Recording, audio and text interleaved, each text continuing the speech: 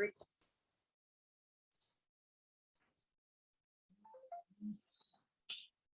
bismillahirrahmanirrahim. Assalamualaikum warahmatullahi wabarakatuh. Oke, di pertemuan ke-11 ini kita akan membahas mengenai penyelesaian dan teknik numerik untuk persamaan diferensial biasa. Jadi ini merupakan salah satu materi lanjutan untuk menjelaskan mengenai penyelesaian ya yang biasa kita hadapi, penyelesaian permasalahan fisika yang biasa kita hadapi di fisika komputasi ya. Jadi kita akan bahas satu persatu metode untuk menyelesaikan persamaan diferensial biasa ini. Biasanya akan ada beberapa metode seperti misalkan metode Euler, kemudian metode Hund, kemudian ada juga metode Runge-Kutta ya. Tapi kita hanya akan fokus ke dalam metode Euler dan juga metode Runge-Kutta karena metode Hund itu biasanya termasuk ke dalam metode Runge-Kutta tersebut seperti itu. Oke, kita akan lanjut ke. Jadi saya pakai referensi slide kuliahnya Pak Rinaldi Munir ya, karena menurut saya memang penjelasan dari Pak Rinaldi Munir ini sangat bagus sekali gitu ya untuk kita pelajari seperti itu. Oke, kita akan mulai ke persamaan atau jenis-jenis ya. Jenis-jenis persamaan diferensial. Jadi yang pertama, jenis-jenis persamaan diferensial itu ada dua. Yang pertama adalah persamaan diferensial biasa, kemudian ada juga persamaan diferensial parsial. Mungkin teman-teman sudah pernah mempelajari di fisika matematika. Perbedaan antara persamaan diferensial biasa dan juga persamaan diferensial parsial ya.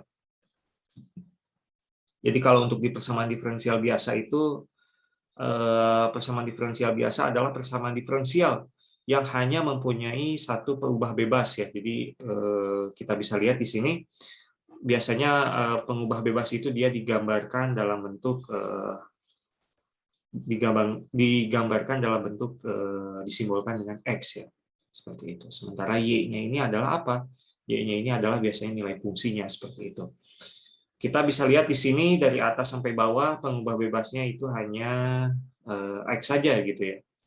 Hanya ada X seperti itu. Sementara Y-nya itu adalah nilai fungsinya seperti itu. Kemudian bagaimana bentuk dari persamaan diferensial parsial? Jadi definisinya sendiri adalah persamaan diferensial parsial adalah persamaan diferensial yang mempunyai lebih dari satu pengubah bebas ya. Turunan fungsi terhadap setiap pengubah bebas dilakukan secara parsial. Kita bisa lihat di sini, kita punya fungsi U ya.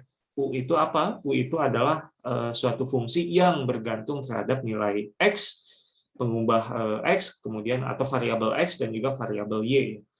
Sehingga jika misalkan kita ingin menurunkan, maka otomatis kita harus menurunkan dengan cara menggunakan parsial seperti itu.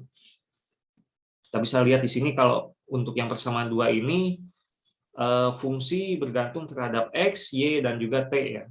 T itu biasanya waktu. Misalkan kita ingin turunkan terhadap waktu, maka kita turunkan secara parsial ya, terhadap waktu seperti itu. Kemudian jika misalkan kita ingin turunkan terhadap X, maka kita turunkan terhadap secara parsial terhadap X-nya ya. Kemudian yang ini adalah terhadap Y-nya. Biasanya untuk yang bagian ini, bagian yang nomor 2 ini, biasanya kita bisa menggunakan, biasa kita melihat dalam persamaan komputasional fluid dynamics ya, dinamika fluida komputasi biasanya. Rumus-rumus umumnya itu berbentuk seperti ini. Gitu. Jadi ada yang diturunkan secara diturunkan terhadap nilai T-nya, jadi dia itu bergerak terhadap atau menggenerasi ya terhadap waktu. Kemudian pergerakan fluida itu selain bergantung terhadap waktu, biasanya dia bergantung terhadap ruangnya ya. Apakah dia bergantung terhadap sumbu X-nya, pergerakan sumbu X-nya maupun sumbu Y-nya seperti itu. Biasanya kalau dalam bentuk 3 dimensi itu akan ada satu lagi tambahan variabel yaitu Z ya. untuk mengetahui pergerakan di sumbu Z. Tetapi kalau misalkan kita menggunakan 2 dimensi saja, kita hanya fokus terhadap turunan untuk sumbu X dan juga sumbu Y ini saja. Seperti itu. Nah, ini adalah contoh lain ya. Jadi ini adalah contoh lain persamaan diferensial dalam fisika ya. Jadi ini adalah hukum tegangan Kirchhoff yang menyatakan bahwa jumlah aljabar dari perubahan tegangan di sekeliling rangkaian tertutup adalah 0 ya. Kita bisa lihat di sini ada persamaan diferensialnya ya. Jadi ada diferensialnya, kita ingin tahu biasanya berapa arus yang bergerak ya di dalam rangkaian tersebut. Itu bisa kita selesaikan dengan menggunakan metode ini. Seperti itu.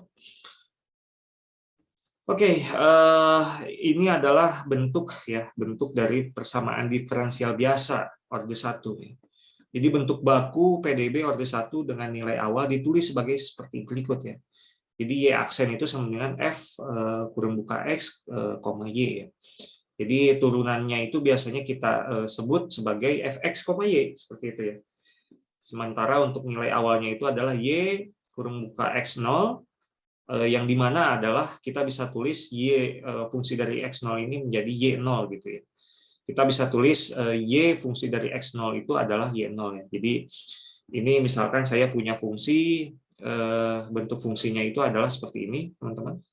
Ini adalah X, ini adalah Y ya misalkan. Ini adalah Y. Maka misalkan ini X0 ya. X0, maka nilai fungsinya misalkan saya tulis di sini. Nilai fungsinya saya tulis di sini, maka ini adalah bisa saya tulis sebagai Y fungsi dari X0, atau bisa kita tulis sebagai Y0 seperti itu teman-teman. Catatan, kadang-kadang Y aksen ditulis sebagai DY dx ya. Jadi Y aksen sama dengan DY dx seperti itu. Seperti yang tadi saya katakan tadi, Y aksen atau DY dx atau F fungsi dari X, Y ya. Itu merupakan bentuk-bentuk lain dari penyelesaian persamaan diferensial biasa ini gitu ya. Jadi terms yang biasa kita gunakan dalam menyelesaikan persamaan diferensial biasa itu adalah Y aksen ya. Y aksen sama dengan ya dy dx, atau dia itu sama dengan f x, y. Jadi teman-teman nanti kalau misalkan menemukan fx, y itu apa, fx, y itu adalah dy dx-nya gitu ya, atau y aksennya gitu ya. Jadi teman-teman nggak perlu pusing-pusing gitu ya mencari tahu apa itu fx, y gitu ya. Jadi terms yang kita pakai di sini adalah fx, y adalah dy dx atau y aksen seperti itu. Nah, ini adalah PDB orde 1 yang tidak mengikuti bentuk baku tersebut harus ditulis ulang menjadi bentuk persamaan baku agar ia dapat diselesaikan secara numerik ya. Bisa lihat di sini 2Y aksen ditambah X Y sama dengan 100 ya. Biasanya kita ubah nih bentuknya agar dia itu menjadi Y aksen sama dengan gitu ya. Y aksen sama dengan. Maka kita bisa lihat di sini bentuk bakunya itu adalah Y aksen sama dengan 100 ya. XY-nya itu pindah ruas ke kanan, dikurangi XY dibagi dengan 2 tentu saja gitu ya. Sehingga kita mendapatkan bentuk baku seperti ini gitu ya, teman-teman. Bagaimana jika bentuknya itu adalah seperti yang di bawah ini? Ya, maka otomatis kita ubah juga agar dia Y-nya itu sama dengan Y aksen sama dengan ya. Maka otomatis yang bagian kanan ini ruas kedua di kiri ini adalah kita pindahkan ya, pindahkan ke kanan, kemudian di aksennya kita kumpulkan ke kiri sini. Kemudian bagaimana caranya agar si X-nya itu dia bisa keluar. Maka otomatis nanti bentuk bakunya itu adalah Y aksen ya, sama dengan 2Y dibagi dengan X plus Y dibagi dengan 1 plus X ya.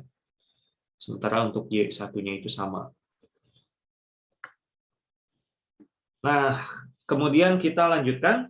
Penyelesaian PDB secara numerik berarti menghitung nilai fungsi ya, nilai fungsi XR plus 1 ya. Jadi R plus 1 itu apa? R plus 1 itu adalah step ya, step selanjutnya dari perhitungan yang ingin kita hitung gitu ya. Jadi misalkan saya punya sumbu X ini, misalkan saya punya sumbu X, Ya, coba saya tulis, misalkan saya punya sumbu X, kemudian, sorry, saya hapus dulu.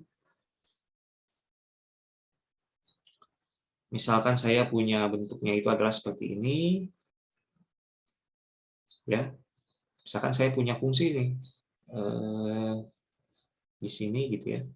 Ini adalah XR misalkan. Ini adalah XR. Sementara XR plus 1 itu apa? XR plus 1 itu adalah XR ditambah dengan lebar dari biasnya. Seperti itu, teman-teman. Jadi di sini adalah XR plus 1, teman-teman ya. Misalkan nilai Y-nya itu ada di sini. Sementara lebar bias antara XR dengan XR plus 1 itu apa? Lebar biasnya itu kita gambarkan dengan nilai H. Dengan H adalah ukuran langkah ya, atau ukuran step setiap iterasinya. Seperti itu. Pada metode analitik, nilai awal berfungsi untuk memperoleh solusi yang unik, teman-teman. Sedangkan pada metode numerik, nilai awal initial value berfungsi untuk memulai iterasinya. Maka nilai awal itu sangat penting di PDB ini sebagai titik acuan awal untuk menghitung nilai diferensial di titik selanjutnya, seperti itu, teman-teman. Nanti kita akan bahas cara untuk menyelesaikan persamaan diferensial tersebut ya. Tadi kita sudah bahas bentuk-bentuk bakunya ya. Jadi kita yang pertama fokus terhadap yang ini dulu aja gitu ya. Kemudian terdapat beberapa metode numerik yang sering digunakan untuk menghitung solusi persamaan diferensial biasa. Jadi yang pertama itu adalah metode Euler. Metode Euler itu dia diturunkan dengan menggunakan persamaan Dirac-Taylor. Kemudian metode Hahn, kemudian metode Dirac-Taylor juga ada. Kemudian metode Runge-Kutta ya. Jadi yang akan kita pelajari ini adalah yang nomor 1, metode Euler. Metode Hahn juga sebetulnya dia adalah metode Runge-Kutta, tapi dia di orde kedua ya. Jadi kita nggak usah mempelajari metode Hahn-nya itu, kita langsung aja nanti belajar ke metode Runge-Kutta-nya saja, seperti itu. Oke.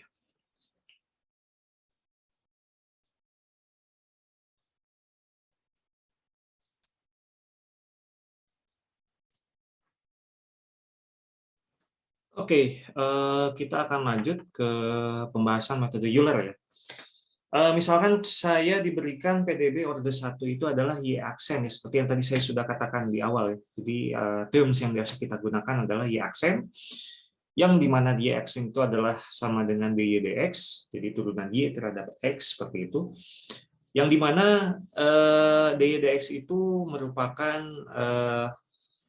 bentuk lain ya, atau terms yang biasa kita gunakan juga adalah fx, y, seperti itu. Di mana y x0, y fungsi dari x0 itu adalah y0. Tadi kita sudah jelaskan sedikit terms itu ya. Nah, misalkan kita punya satu titik baru lagi ya, yaitu yr, yaitu y. Apa itu yr? Yr itu adalah nilai y fungsi terhadap nilai x r ya. R itu adalah indeks ya. Jadi apakah nanti indeksnya itu kita bisa apakah R itu dia indeksnya kita mulai dari 0 atau dari 1 itu terserah kita sebetulnya. Tetapi biasanya umumnya indeksnya itu kita mulai dari 0 ya. Jadi nanti adalah kita mulainya itu adalah Y0 itu sama dengan Y fungsi dari X0 ya, seperti itu. Adalah hampiran nilai Y di XR yang dihitung dengan metode Euler. Dalam hal ini, nilai XR itu sama dengan X0 ditambah R dikalikan dengan H. Jadi, misalkan saya ingin tahu nilai X di R-nya itu sama dengan 2, misalkan. Maka nilai X2 itu sama dengan X0 ditambah 2 dikali dengan lebar biasnya. Seperti itu, teman-teman. Kalau misalkan R-nya itu 10, bagaimana? Berarti nilai X10 itu sama dengan X0 ditambah 10 dikalikan dengan lebar biasnya ya. Jadi kita bisa mengetahui titik X di indeks 10 itu dengan menggunakan rumus yang ada di layar ini, teman-teman. Jadi bisa tahu nilai X di indeks tertentu dengan perumusan yang ada di layar tersebut, seperti itu.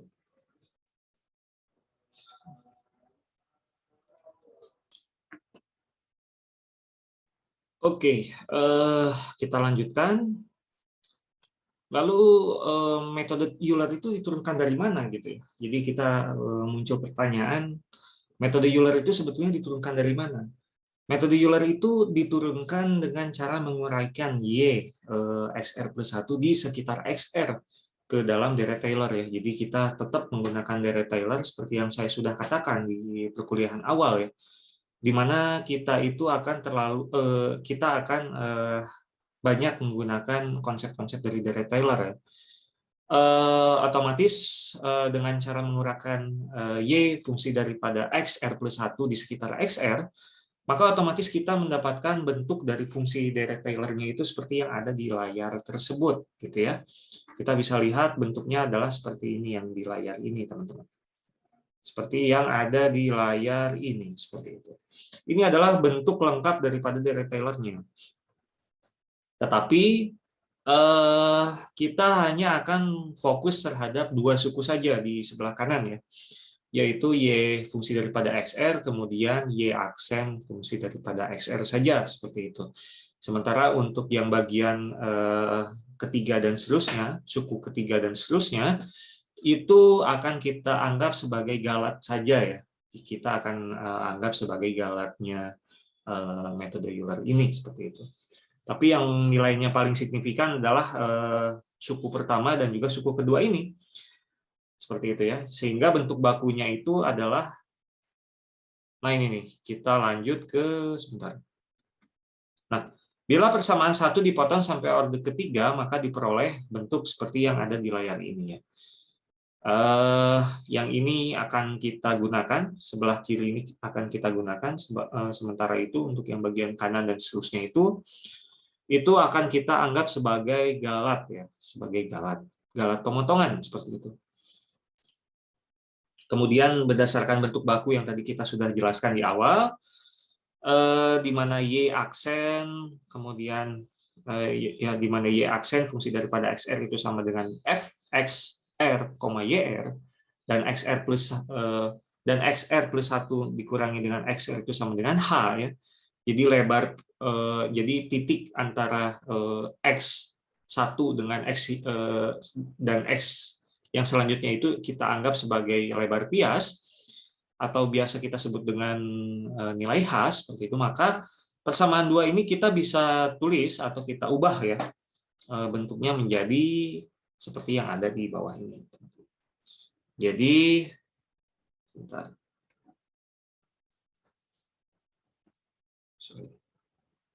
Jadi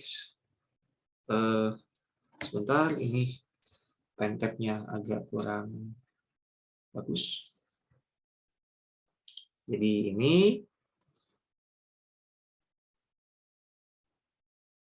bentuk yang ada di atas ini itu kita akan ubah berdasarkan bentuk baku ini menjadi bentuk yang ada di bawah ini, teman-teman. Yaitu YXR plus 1 sama dengan atau ekivalen dengan YXR ditambah dengan XR plus 1 dikurangi XR itu apa?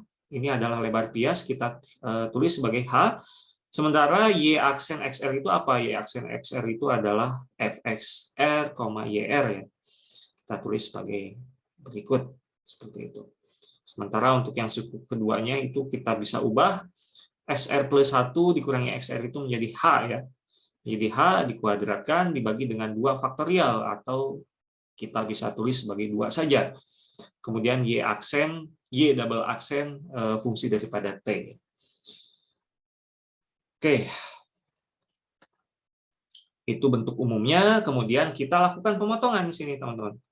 Kita lakukan pemotongan saja. Jadi kita hanya menggunakan yang YXR plus 1 ekivalen YXR ditambah HF fungsi daripada XR, YR. Seperti itu.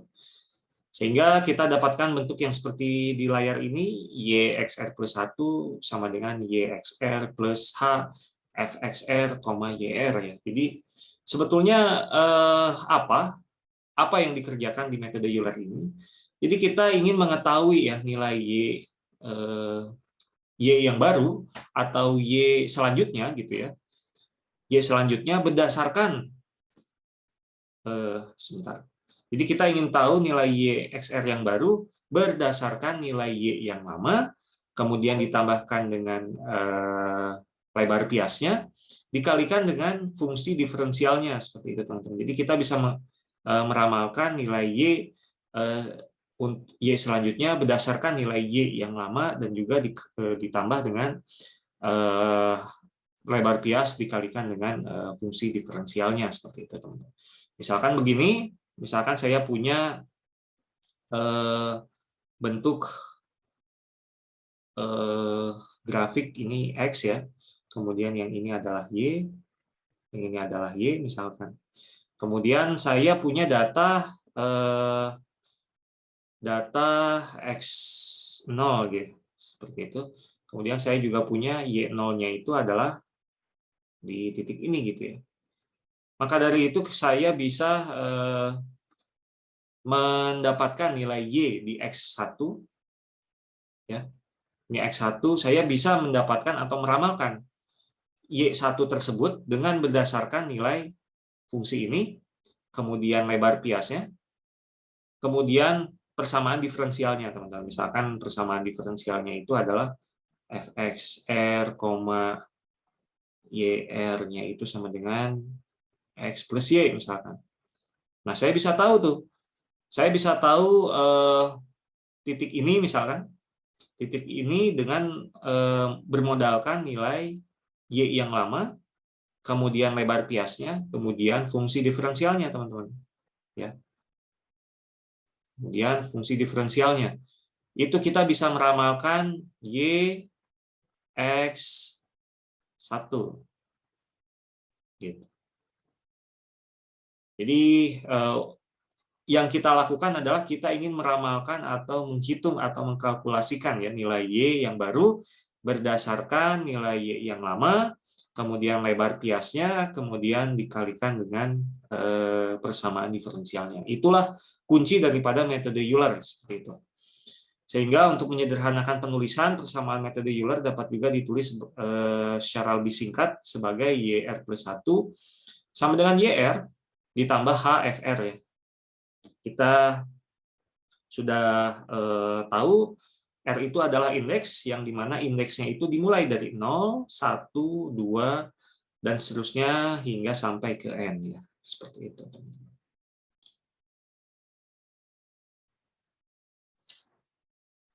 Nah, kita langsung ke contoh soal. Di sini kita bisa lihat diketahui sebuah persamaan diferensial biasa yaitu dy dx ya. Dy dx sama dengan x plus y dan y0 itu adalah sama dengan 1. Gunakan metode Euler untuk menghitung y 0,10 dengan ukuran langkah h sama dengan 0,05 dan h sama dengan 0,2. Jadi akan ada dua buah kasus gini ya. Ada dua buah kasus penyelesaian ya dengan menggunakan metode Euler ini. Yang pertama adalah lebar biasnya itu adalah 0,05 dan yang kedua adalah 0,02 dengan jumlah angka di belakang koma sama dengan 5. Diketahui solusi sejati persamaan diferensial biasa tersebut adalah YX sama dengan EX dikurangi X dikurangi 1 ya. Jadi penyelesaiannya adalah kita harus buat dulu ya. Kita harus kita harus tulis dulu diketahui ya dari dalam soal ini. Batas bawahnya kita harus tahu dulu, batas bawahnya adalah 0 ya. Batas bawahnya adalah 0, kemudian batas akhirnya adalah 0,10. Kemudian lebar biasnya itu adalah 0,05 ya. Sehingga dari sini kita bisa meramalkan hanya akan ada dua buah bias saja atau dua buah titik yang bisa kita hitung ya. Atau kita tebak gitu nilai y-nya. Bagaimana caranya? Caranya adalah yaitu kita bisa mengetahui berapa banyak nilai y yang akan kita hitung gitu ya. Jumlah nilai y yang akan kita hitung dengan rumus n sama dengan b dikurangi dengan a kemudian dibagi dengan lebar biasnya seperti itu teman-teman. Kita bisa lihat di sini nilai b-nya itu adalah 0,10 dikurangi a-nya itu adalah 0. Kemudian kita bagi menjadi 0,05. Maka hasilnya hanya akan Ya. Jadi dari sini kita bisa meramalkan, yaitu kita hanya akan menghitung ya nilai Y1, kemudian Y2 ya. Sementara kan kalau Y0-nya itu adalah sudah diketahui di dalam soal ya. Jadi tugas kita hanyalah untuk menghitung Y1, kemudian Y2 ya. Seperti itu. Bagaimana kalau misalkan H-nya itu sama dengan 0,02, teman-teman? Ya. Maka otomatis kalau misalkan kasus H sama dengan 0,02, ini tadi kasusnya adalah H sama dengan 0,05, maka kita hitung dengan rumus N yang ada di kiri ini ya. N sama dengan B dikurangi A dibagi dengan H ya. B-nya itu 0,10 dikurangi 0, kemudian ini 0 ya. Kemudian dibagi dengan 0,02. Atau kita bisa dapatkan N-nya itu sama dengan 5. Seperti itu, teman-teman. Sehingga nilai Y yang akan kita hitung adalah Y1, Y2, kemudian Y3, kemudian Y4, kemudian Y5. Ya. Sementara Y0-nya itu sudah diketahui di dalam soal. Jadi tugas kita untuk menghitung Y1, Y2, Y3, Y4, Y5 untuk lebar bias 0,02. Seperti itu, teman-teman. Oke, kita lanjut. Karena kita kan kasusnya adalah yang H sama dengan 0,05 ya. Dalam hal ini fx, y sama dengan x plus y, dan penerapan metode Euler pada PDB tersebut menjadi yxr plus 1 sama dengan yr ditambah 0,02 xr ditambah yr, di mana r-nya itu adalah indeks ya, teman-teman. R-nya itu adalah indeks ya. R-nya itu adalah indeks. R sama dengan 0, 1, 2, dan seterusnya hingga sampai ke N. Rumus ini dapat dari mana? Rumus ini dapat dari yang tadi kita sudah jelaskan di awal. Gitu ya. YXR plus 1 sama dengan YXR ditambah H dikalikan dengan fungsi XR, YR, di mana fungsinya adalah fungsi diferensialnya. Seperti itu, teman-teman. Di sini fungsi diferensialnya itu adalah XR plus YR. Kita masukkan ke sini. Kemudian H-nya itu adalah lebar biasnya. Di sini harusnya 0,05 ya. Ini harusnya 0,05.